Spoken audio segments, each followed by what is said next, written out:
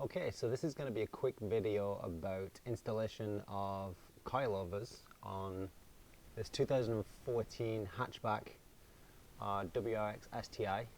Yesterday I installed the coilovers. Got these Tein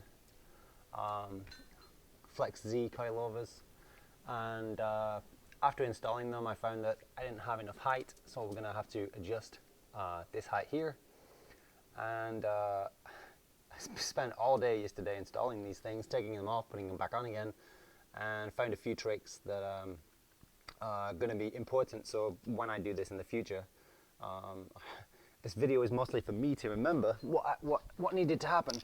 So one thing is there's the control arm has to come down, and one of the bolts is right behind the bend of the exhaust.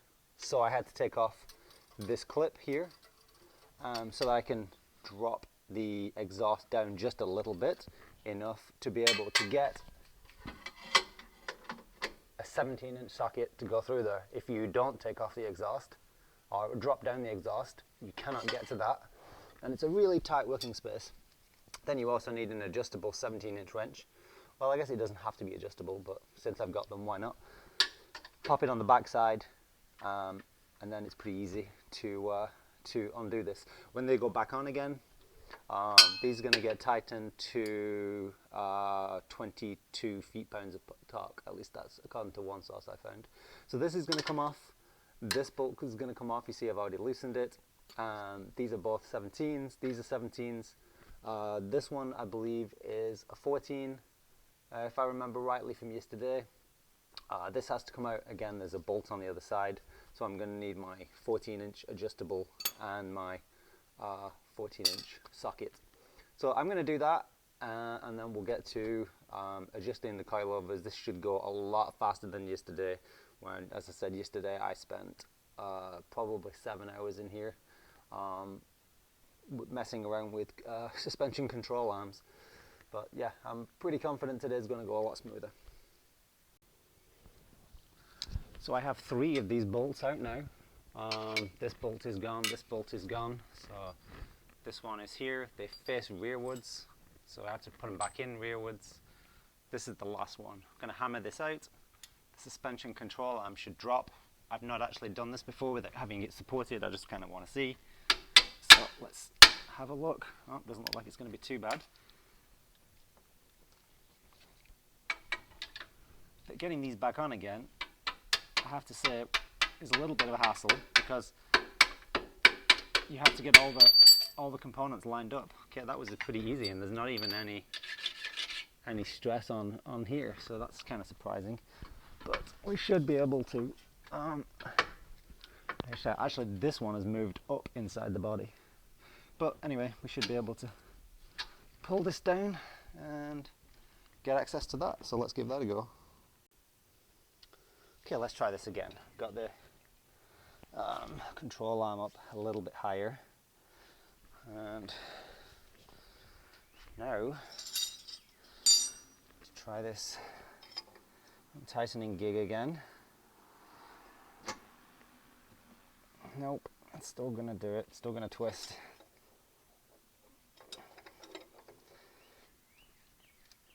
Yep. Oh, this is frustrating. See, this is why you record this, then you don't make the same mistake twice, I guess. Alright, take 2. Alright, I found my emergency backup jack that I don't really trust for holding the weight of a vehicle at all, but I don't mind using it for this. There we go. So now we've got the jack holding up the control arm.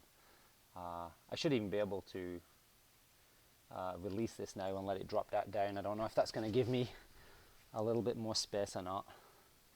Yeah, probably will. So let me do that. But this jack's going to probably come in handy later, because I'm using my big jack to actually get a little bit of height on the car. You'll notice that I'm on the jack stands, but the jack stand has actually got like a little bit of a gap, so I've got the car a little bit higher up than the jack stand. I'm sure there's some rule against doing that, but it does make it easier. So this should now definitely be able to rotate the nut without rotating the whole thing. And of course it's really stiff. I don't know if I've ever adjusted this one before. I don't think I have.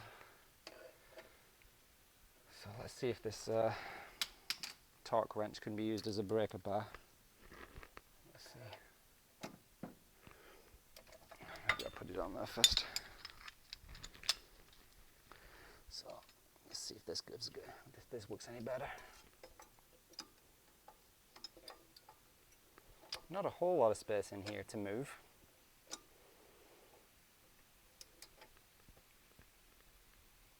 Okay.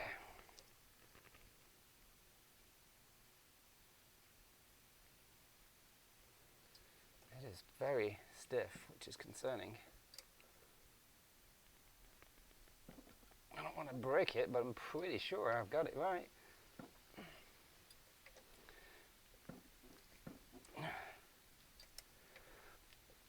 Oh, we have motion.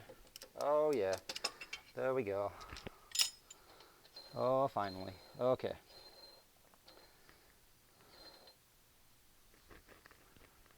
So if I understand this correctly, if I want to add height to the vehicle, I need to pull this out and rotate this down. So like this will mark where the height is currently set. Pulling this out, dropping it down, pushing it down maybe.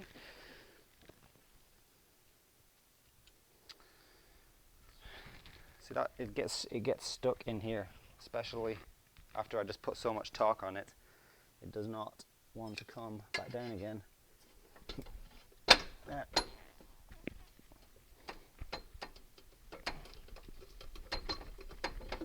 There we go. So we want to pull this whole, this is where I want to come down. So I need a good 2 centimeters of height extra.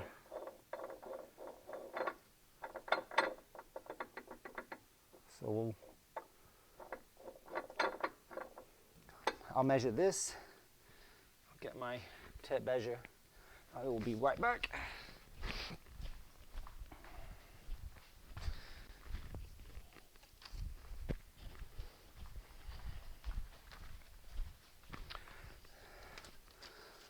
So here's my instructions before. We are dealing with the back suspension,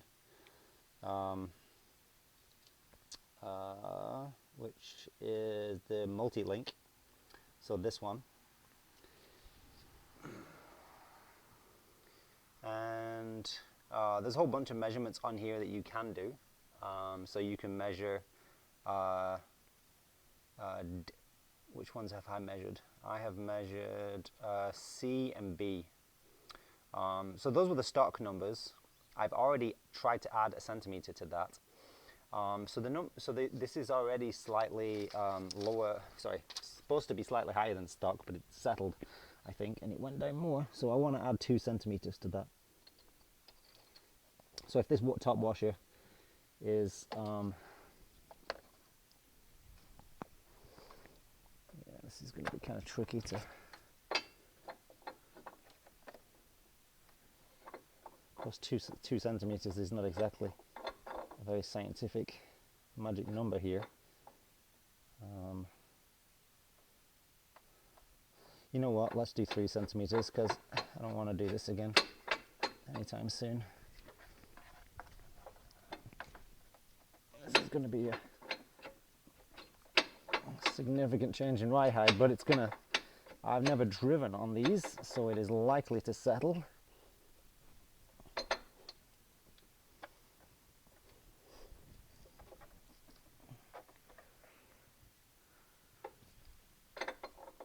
Let's see if I can do this without, looks like I'm going to be able to do it without dropping the control arm. I mean, that's the one that's held in with the screwdriver. Okay, 3 centimeters. 3 centimeters from where it currently was is there. Okay, so if I add that to the other side as well, we should be all good.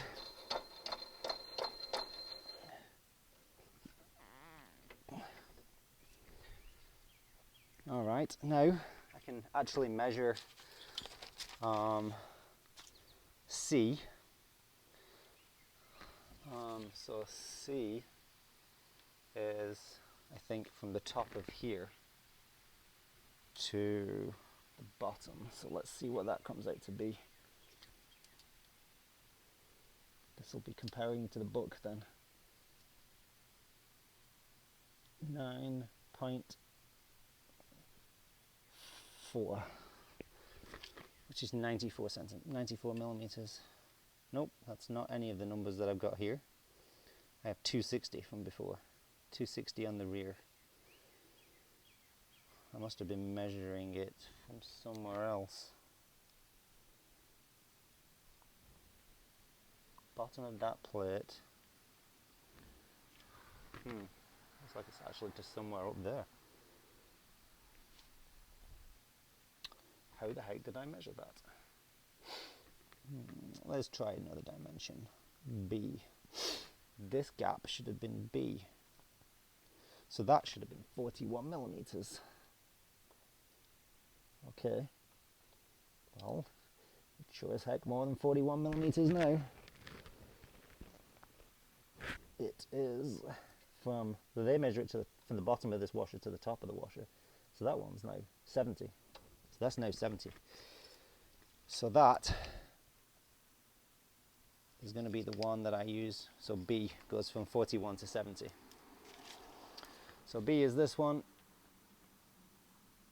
which corresponds to this gap. Bottom of this washer to the top of that one. I don't know why they use the top of that one, but whatever. So that's 70 millimeters now, 7 centimeters. All right, let's get this thing back together again, which is usually hardish. Okay, drop that into there, it should line up. Okay, I'm feeling good about this. I'm feeling good that we can actually line everything up today without too much effort. Probably still going to need the jack. Well, you definitely need the jack because there's no way that this is the anti-roll, and that always wants to push upwards. So in order to get it to line up with the control arm, wow, is that actually going to fit through? Am I going to be able to get this bolt in without having to mess around for hours? I find it hard to believe.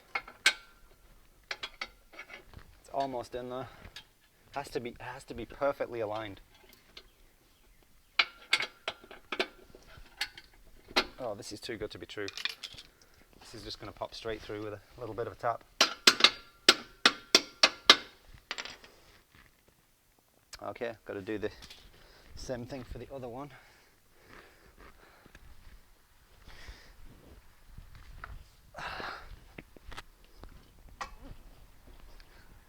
Okay, so it's that bolt. This bolt's a little bit shorter because the control arm's a bit narrower at this point.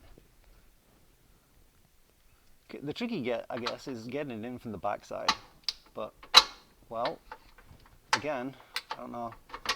Gods are smiling on me today. That's never happened before, that I've been able to get that on so easily. This could be very quick. Dinner's going to be super surprised if I'm not out here all day. And I'd really like to go to Cars and Coffee, which starts in an hour or so. But I wasn't planning on taking this vehicle because I figured this is a lost cause and I'll be in here all day. This side is going to be a little bit tougher than the other one. Oh, I've still got to tighten down that washer, haven't I? This one. I'll do that before I forget. You know what? I think that's the wrong one. It is the wrong one. There we go. So tighten these. I'm going to tighten them to 22. I know it's important not to over tighten. Well, I guess it's important not to over tighten these.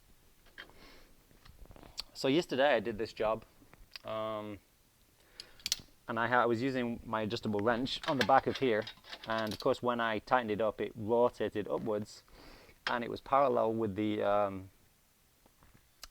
with the control arm, so I bet you can guess what happened next. I put all the wheels on, checked underneath, couldn't see any of my tools, lowered the car down, and the only reason I found that this was back on the back of the control arm today is because I'm back under the car.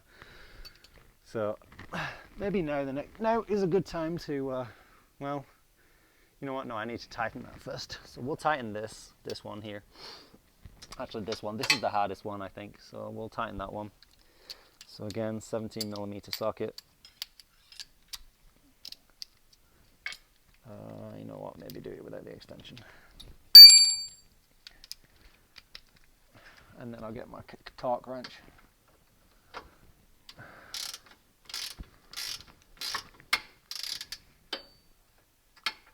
Alright, well, this is going to get boring, so let's finish off with just torquing down this thing. So we got to get this thing back on again, torqued up. It was pretty tight, so it would have to come this way. I don't know, I'm not going to make it as tight as it was before. That was kind of ridiculous. But, you know, how about that? That's not too bad. Not very scientific, but should work. All right, well, let's call it a day here. I'm just going to put these bolts back on. Nothing interesting to see here. So, okay, hopefully me in the future doesn't make this mistake again. All right, so how about that? That is kind of what I was aiming for here. Although what, 3 centimeters of added height, and the car looks normal. So can you imagine what that looked like before I added that? So we got that on there, and then this is the front, which I haven't adjusted yet, so this is stock. Although when I say stock with bigger wheels. So that's pretty good. Although, you know, I have noticed that that's kind of looking tight. But this is what we were going for here. Okay, so we got some space in there. Again, very scientific measurement there. Fingers in the wheel arches. Let's see what we got on here. So that's still tighter. There's still less space at the back than there is at the front. So I've not tightened up anything. I can still add a little bit more to this. So maybe I will. I just thought before I even tightened up all the bolts. All the bolts back there are still don't even have nuts on them. So I think I'm going to give it another centimeter just to be on the safe side, so I don't end up with tire. You can kind of see where I've kind of bent the inner. It looks fine from the outside, but on the inside wheel arches, a little bit of damage there. So